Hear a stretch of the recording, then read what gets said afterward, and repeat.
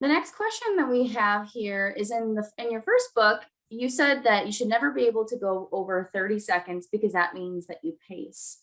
I feel like that I go all out for about 20 to 25 seconds, but for the last seconds, I'm failing because my muscles feel super fatigued.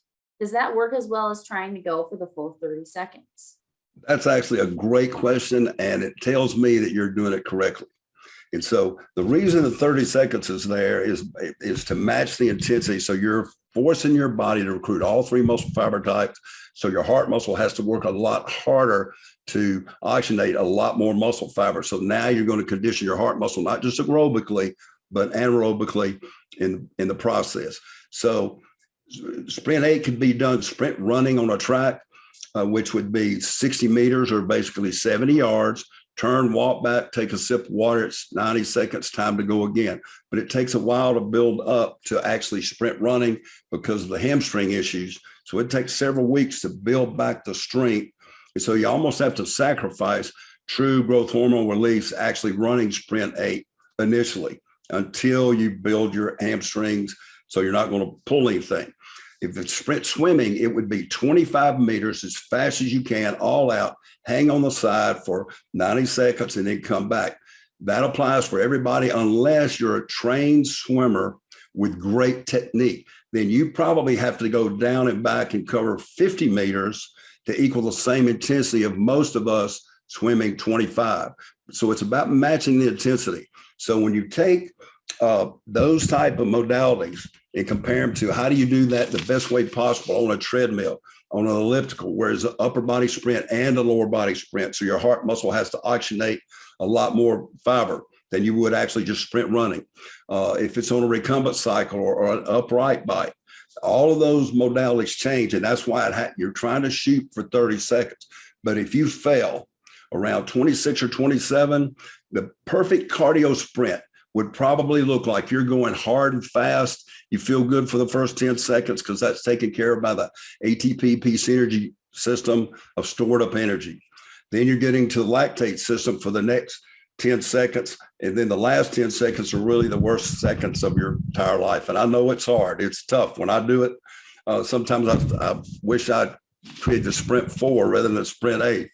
It's a tough program, but it works. In those last seconds, if you're doing a rep correctly, more probably than not, even though you're trying, you're giving it everything you have to go hard and hang on for 30, around 26, 27 seconds, your fast twitch fiber just is gone.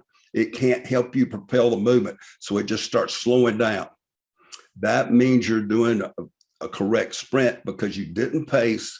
And that means you recruited all three fiber types and those muscles propelling the movement.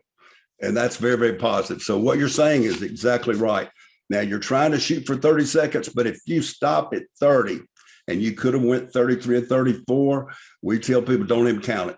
That means you paced, you didn't recruit the fast twitch 2X fiber. So it's more of a interval train type program or a HIIT program rather than true sprint intensity where you can't possibly go longer than 30 seconds.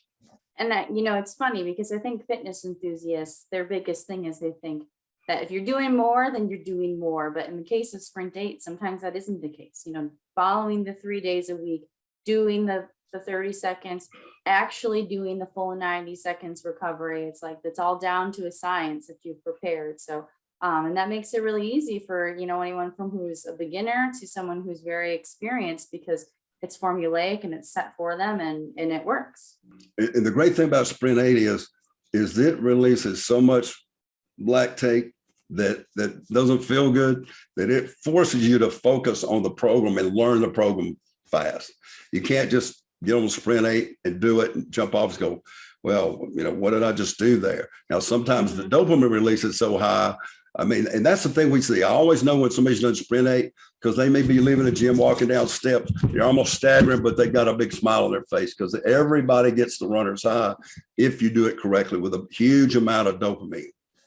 Someone who doesn't like running doesn't believe that runner's high is a real thing, but it is a real thing. Oh, it's real. I mean, we've tested it. We've tested it by pulling blood immediately after and looking at dopamine and serotonin and those sorts of things. But clearly the dopamine, it's where we get our word dope. The dopamine is a huge, It definitely doubled and almost tripled in the other research subject.